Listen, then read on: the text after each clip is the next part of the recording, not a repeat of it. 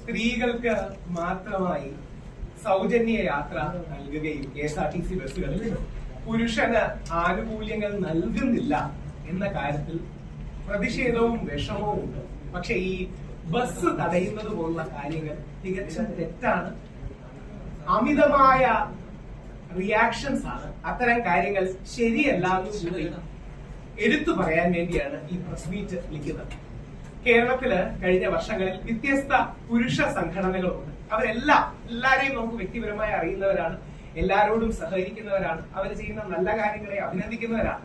എന്നാൽ പലപ്പോഴും ഓവർ പ്രതികരണങ്ങൾ ഉണ്ടാകുന്നത് പൊതുസമൂഹത്തിന് നമ്മൾ ഉയർത്തുന്ന കോസിന്റെ വില കുറയ്ക്കുകയും അല്ലെങ്കിൽ നമ്മൾ പറയുന്ന സീരിയസ് ആയ കാര്യങ്ങൾ ഭരണകൂടവും MLA-മാരും മാധ്യമങ്ങളും ഒക്കെ നമ്മളെ ശ്രദ്ധിക്കുന്നതിൽ നിന്നും, നമ്മൾ ഉയർത്തുന്ന ഗൗരവമായ പോയിന്റുകൾ ശ്രദ്ധിക്കുന്നതിൽ നിന്നും ഈ തീവ്ര റിയാക്ഷൻസ് നമ്മൾ ഉയർത്തുന്ന കോസിനെ ദുർബലപ്പെടുത്തും. അതുകൊണ്ട് ഞങ്ങൾക്ക് അഭ്യർത്ഥിക്കാനുള്ള കാര്യങ്ങളിലൊന്ന്, അങ്ങനെ വ്യത്യസ്ത പുരുഷ സംഘടനകളോടും അഭ്യർത്ഥിക്കാനുള്ള കാര്യങ്ങളിലൊന്ന്, KSRTC ബസ്സിൽ പുരുഷനും കൂടി ആനുകൂല്യങ്ങൾ വേണമെന്ന് പറയുന്നത് വളരെ ശരിയാണ്.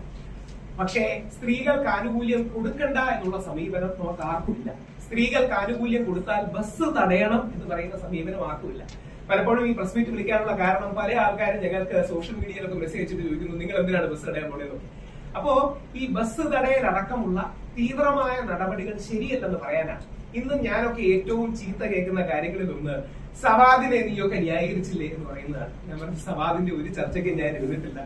സവാദ് രണ്ടാമത്തെ കേസിൽ പിടിക്കപ്പെട്ടപ്പോഴോ അല്ലെങ്കിൽ അദ്ദേഹത്തിനെതിരെ ആക്ഷൻ ഉണ്ടായപ്പോ ആദ്യ കേസിൽ സവാദിന്റെ ദുരനുഭവം നേരിടുന്ന മസ്താനിയെ ഞാൻ വിളിച്ച് ക്ഷമ പറയുകയുണ്ടായിരുന്നു. മസ്താനിയോട് പറഞ്ഞു, ആദ്യ കേസിൽ മസ്താനിയെ സപ്പോർട്ട് ചെയ്യാൻ കഴിയാത്തതിലാണ് എനിക്ക് ക്ഷമ പറയാനുള്ളത്. ഞങ്ങളൊക്കെ വളരെ മോഡറേറ്റ് ആയി മിതത്വത്തോടുകൂടി പറയുന്ന ഓരോ വാക്കുകൾക്കും ഉത്തരവാദിത്തം ഏറ്റെടുത്ത് കാര്യങ്ങൾ ചെയ്യുന്ന എന്റെ വളരെ അടുത്ത സുഹൃത്തും ഞാൻ വളരെ ബഹുമാനിക്കുന്ന ഒരാളുമാണ് ശ്രീ ബോബി ചെമ്മണ്ണൂർ. ശ്രീ ബോബി ചെമ്മണ്ണൂർ ജയിലിൽ നിന്ന് ഇറങ്ങിയപ്പോ അദ്ദേഹത്തിന് പടക്കം പൊട്ടിക്കാനും മറ്റേ ലഡ്ഡു കൊടുക്കാനും ഒക്കെ പോകുന്നത് കോടതിയോടുള്ള അവഹേളനം കൂടിയാണ്. ഇതിന്റെ കാര്യം, ഇത് ഫെമിനിസ്റ്റുകളുടെ കുരു പൊട്ടിക്കണം എന്നുള്ളതല്ല പുരുഷാവകാശ പ്രവർത്തനം. ഞങ്ങളുടെ പുരുഷാവകാശ പ്രവർത്തനങ്ങളുടെ ഇടയിൽ ചില ആൾക്കാരുടെ ഒരു പ്രത്യേകതയുണ്ട്, സ്ത്രീകളുടെ അല്ലെങ്കിൽ ഫെമിനിസ്റ്റുകളുടെ, സ്ത്രീപക്ഷവാദികളുടെ കുരു പൊട്ടിക്കുക. അതാണ് അവർക്ക് ഏറ്റവും ഇഷ്ടമുള്ള കാര്യം. അതുകൊണ്ട് നമുക്കൊരു ഗുണവുമില്ല.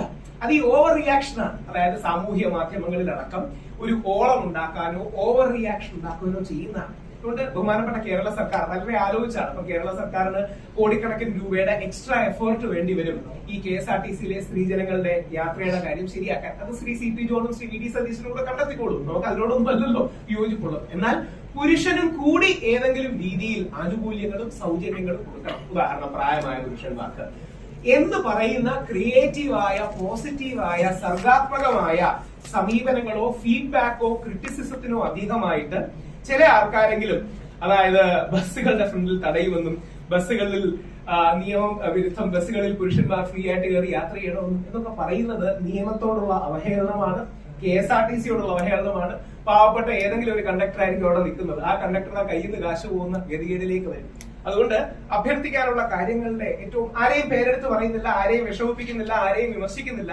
പക്ഷെ പറയാനുള്ള കാര്യം, നമ്മൾ മുമ്പോട്ട് നിലപാടുകൾ വെക്കുമ്പോൾ പൊതുസമൂഹത്തിനും കൂടി സ്വീകരിക്കപ്പെടണം. ഞാനും മുകേഷും ഒക്കെ പ്രസ് മീറ്റൊക്കെ ഇരിക്കുന്നതിനും പലതവണ ആലോചിക്കാം, നമ്മൾ ഏതെങ്കിലും ഒരു വാക്ക് പറഞ്ഞാൽ തെറ്റിപ്പോകരുത്, നമ്മൾ സ്ത്രീവിരുദ്ധരല്ല, സ്ത്രീവിരുദ്ധരായി ചിത്രീകരിക്കാൻ മറ്റൊരാൾക്ക് അവസരം കൊടുക്കരുത്, നമ്മൾ പറയുന്ന കാര്യങ്ങൾക്ക് വലിയ സൂക്ഷ്മത വേണം, വലിയ കൃത്യത വേണം. അല്ലാതെ ഇപ്പൊ ഞങ്ങളൊക്കെ സീരിയസ് ആയിട്ട്, അതായത് വളരെ ഗൗരവത്തോടെ ഒരു നിയമത്തിന്റെ പണിപ്പുരയിലാണ്. സ്ത്രീകൾക്ക് ഇപ്പൊ അതിജീവിത എന്നാണ് സ്ത്രീകളെ വിളിക്കാറുള്ളത് ഒരു കേസിൽ വന്നാൽ. അതേപോലെ പുരുഷനെ ആരോപിതൻ എന്ന് മാത്രമേ വിളിക്കാവൂ. പുരുഷന്റെ ഐഡന്റിറ്റിയും പേരും പറയാൻ പാടില്ല. റീസണബിൾ ആയ നിലപാടാണ് ബഹുമാനപ്പെട്ട കേരള ഹൈക്കോടതിയുടെ ഡിവിഷൻ ബെഞ്ച് ഹേമ കമ്മിറ്റിയിൽ പറഞ്ഞ ഒരു ഉത്തരവ് ഇങ്ങനെയാണ്. അതായത് ഹേമ കമ്മിറ്റിയുടെ കോണ്ടെക്സ്റ്റിൽ ഹൈക്കോടതി പറഞ്ഞു, പുരുഷന്മാരുടെ പേരും വെളിവിടാൻ പാടില്ല, അവർക്കും സ്വകാര്യതയുണ്ട്. ഈ വിധിയെ എടുത്ത് ഒരു നിയമമാക്കി മാറ്റി ഞങ്ങൾ MLA-മാരുടെ അടുത്ത് ക്യാമ്പയിൻ ചെയ്യാൻ നിൽക്കുക. നാളെ ഞങ്ങൾ MLA-മാരുടെ അടുത്തും മന്ത്രിമാരുടെ അടുത്തും ചെല്ലുമ്പോൾ അവര് കളിയാക്കി ഞങ്ങളോട് ചോദിക്കരുത്, നിങ്ങൾക്ക് ബസ് തടയാൻ പോയിട്ട് എന്തായി. ഇതിന്റെ പ്രശ്നം, ഏതെങ്കിലും രീതിയിൽ അപക്വമായ നിലപാടുകൾ നമ്മൾ എടുക്കുമ്പോൾ പുരുഷാവകാശം എന്ന കോസ് തന്നെ ദുർബലപ്പെടുകയാണ്.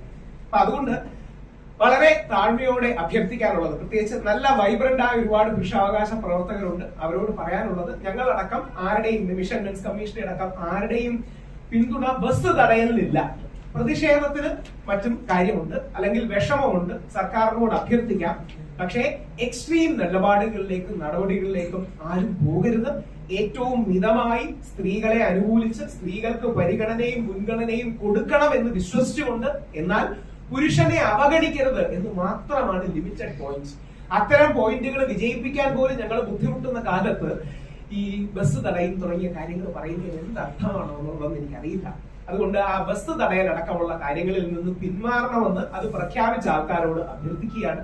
യഥാർത്ഥത്തിൽ പുരുഷാവകാശങ്ങളുടെ കോസ് കൂടുതൽ ദുർബലപ്പെടുകയാണ് നമ്മൾ അമിതമായി കാര്യങ്ങൾ ഉന്നയിക്കുന്നതിലൂടെ. അത് പടക്കം പൊട്ടിക്കുന്നതാണെങ്കിലും ലഡു ആണെങ്കിലും പൾസർ സുനിയെ മാലയിടാൻ എന്ത് അർത്ഥത്തിലാണ് പൾസർ സുനിയെ മാലയിടുന്നത്? കോടതി ക്രിമിനലായി കണ്ടെത്തിയ ഒരു വ്യക്തിയെ പറ്റുമാണ്.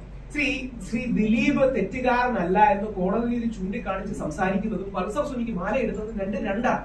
അപ്പൊ നാളെ പലപ്പോഴും നമ്മൾ റീസണബിൾ ആയ ഒരു കാര്യം മുമ്പോട്ട് വെക്കുമ്പോൾ പോലും യുക്തിസഹമായ സ്ത്രീകൾക്കും പുരുഷന്മാർക്കും ഒരേപോലെ സ്വീകാര്യമായ കാര്യം മുമ്പോട്ട് വെക്കുമ്പോൾ പോലും അത്തരം വാദങ്ങൾ ദുർബലപ്പെടാനേ ഈ അമിത പ്രതികരണങ്ങളും അതിശയോക്തി കലർന്ന പ്രതികരണങ്ങളും നമ്മളെ കാര്യമാക്കുകയുള്ളൂ എന്ന് പറയാൻ ആഗ്രഹിക്കുന്നു. ആ വിഷയം ഞങ്ങളുടെ അടക്കം ആരുടെയും പിന്തുണ അത്തരം എക്സ്ട്രീം റിയാക്ഷൻസിനില്ല എന്നും നാളെ പുരുഷനും കൂടി ഏതെങ്കിലും സൗജന്യം വേണം, ചില പ്രായത്തിലുള്ള ആണുങ്ങൾക്കും കൂടി സൗജന്യം വേണം, അവർക്കും കൂടി സർക്കാർ സപ്പോർട്ട് ചെയ്യണം, അത്തരം മിതവാദ കാര്യങ്ങൾ മാത്രമാണ് ശ്രദ്ധിക്കുന്നത്. അതോടൊപ്പം വളരെ പ്രസക്തമായിട്ട് ഞങ്ങളിപ്പോ നേരത്തെ പറഞ്ഞതുപോലെ പുരുഷനെതിരെ ഒരു ആരോപണം വന്നാൽ ലൈ ഡിറ്റക്ടർ ടെസ്റ്റ് പുരുഷനും സ്ത്രീയും എടുക്കണം തുടങ്ങിയ കാര്യങ്ങൾ ഒരു ഡ്രാഫ്റ്റിംഗ് സ്റ്റേജിൽ നിങ്ങൾ നിൽക്കുന്നുണ്ട്. സുപ്രീം കോടതിയുടെ അഡ്വക്കേറ്റ്സിനോട് ചോദിക്കുന്നു. കാര്യം ഈ വ്യാജ പരാതികൾ അടക്കം റേസ് ചെയ്യുമ്പോൾ ഞങ്ങൾ പറയുന്ന കാര്യത്തിന്റെ സീരിയസ്നെസ്സും ഗൗരവവും ചോർത്തിക്കളയാൻ ഇടയാകരുത് എന്ന് അഭ്യർത്ഥിക്കുന്നു. തീർച്ചയായിട്ടും